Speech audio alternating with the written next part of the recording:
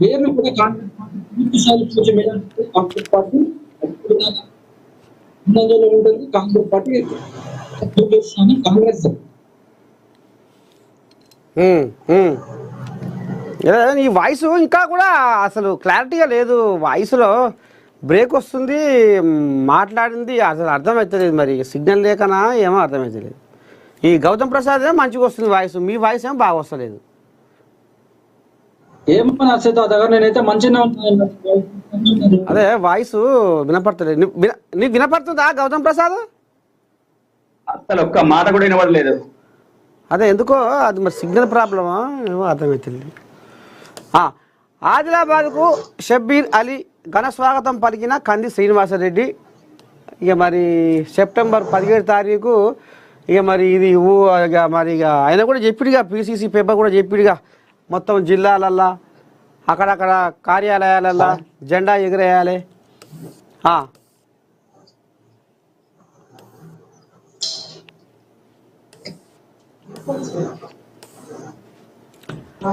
హడ్డిమారి గుడ్డి దెబ్బలో గెలిచిన పొంగులేటి, ఈసారి ఎట్లా గెలుస్తారో చూస్తా.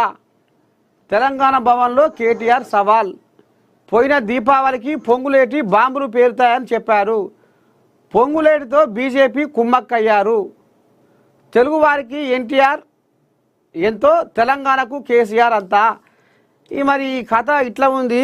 మరి మొన్న పార్లమెంట్ ఎలక్షన్లల్లో బీజేపీ వాళ్ళు బీఆర్ఎస్ వాళ్ళు సోపతయ్యారు అనేది కరీంనగర్లో ఏదో ఆడియో కూడా లీక్ అయింది.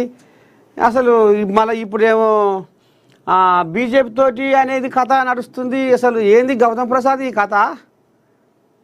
బీజేపీ వాళ్ళు బీఆర్ఎస్ వాళ్ళు సోపత అనేది మొన్న పార్లమెంట్లో గుసగుస నడిచింది. మళ్ళీ ఎమ్మెల్సీ ఎలక్షన్లలో కూడా వాళ్ళకే సపోర్ట్ చేసిర్రు, వీళ్ళు అసలు పోటీకే రంగంలోనే లేరు అనే కథ. మళ్ళీ ఇప్పుడు మీ కేటీ రాములు ఏంది గిట్లా అంటుండు, పెద్దవాన్సి పొంగులేటుతో బీజేపీ ఏదో అంటుండు. మరి అసలు ఏంది భాగవతం, జనాలు ఏమర్థం చేసుకోవాలి? తాత, ఈరోజు పొంగులేటి మాట్లాడుతున్న మాటలు కానీ, అదే విధంగా అక్కడ మాకున్న బలం కానీ, దాని కారణంగా ఈ రోజు ఖచ్చితంగా రేపు రాబోయే ఎలక్షన్స్ లో పొంగులేటి ఏ విధంగా గెలుస్తాడనేదే మా ప్రశ్న. చూస్తాము మేము అన్ని రకాలుగా, మేము బీజేపీతో పొత్తున్నామా, బీజేపీతో పొత్తులేమా, మేము ఇంటరిగా పోరాడుతున్నామా, కాంగ్రెస్ ఏ ప్రచారం చేస్తుంది, కాంగ్రెస్ ప్రచారంలో ప్రజలకు ఏ విధంగా మభ్య పెట్టడానికి ప్రయత్నం చేస్తా ఉంది, వాళ్ళు చేస్తున్న ఆరోపణలు ఏవైతే ఉన్నాయో ఆ ఆరోపణ ప్రధాన సమస్యలో ఉన్న మీడియా ఏ ప్రచారం చేస్తా ఉంది. నెక్స్ట్ ఎలక్షన్స్ తో అన్ని పటాపట్టులైతే మేము బీజేపీతో పొత్తు కలవాల్సిన అవసరం మాకేముంది? రకం విలీనం చేస్తారని చెప్పేసి, ఇంకోటి చేస్తారని చెప్పేసి మా మీద ఏదో వ్యతిరేకత ఉండి గతంలో మాకు సీట్లు రాలేవు. ఏ పార్టీకైనా ఖచ్చితంగా ఎలక్షన్స్ లో ఉన్నప్పుడు ఒక పార్టీకి వ్యతిరేకంగా ఉంటారు, ఒక పార్టీకి అనుకూలంగా ఉంటారు. ఒక ప్రభుత్వం వస్తుంది, ఇంకో ప్రభుత్వం దిగిపోతుంది. ఇది ప్రజాస్వామ్య వ్యవస్థలో ఎన్నికల ఒక ప్రక్రియ. ఆ ఎన్నికల ప్రక్రియలో భాగంగా ఒక ప్రభుత్వాన్ని కానీ, ఒక పార్టీని అధికారంలో తీసుకురావడం ప్రజల ఇష్టం, ఒక పార్టీని దించడం ఒక ప్రజల ఇష్టం. దాంట్లో భాగంగా చూడాలి తప్ప అదే విధంగా బీజేపీతో మేము పొత్తు పట్టుకున్నాం, లేకపోతే బీజేపీతో వెళ్ళమని చెప్పేసి మేము ఎక్కడైనా స్టేట్మెంట్ ఇచ్చినామా, లేకపోతే మేము ఏమైనా పని చేసినామా?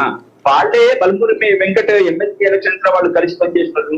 అదేవిధంగా నిన్న కాంగ్రెస్ పార్టీ, అదేవిధంగా బీజేపీ అభ్యర్థి ఒక మీటింగ్ లో కలుసుకొని మాట్లాడుకున్న పరిస్థితి. వాళ్ళు ఇక్కడ రాష్ట్రంలో బాయిగా ఉంటున్నారు. అదేవిధంగా రేవంత్ రెడ్డి గారు క్లియర్ గా చోటే బాయ్ భాడే బాయ్ మాట్లాడిన పరిస్థితి మీరందరూ చూస్తుంటే మనం అందరం చూసిండే కదా. మాకు బీజేపీతో ఎటువంటిది లేదు, మేము సింగిల్ గా ఉన్నాము. మేము రేపు ఎలక్షన్స్ లో కూడా మేము సింగిల్ గా పోటీ చేస్తాము.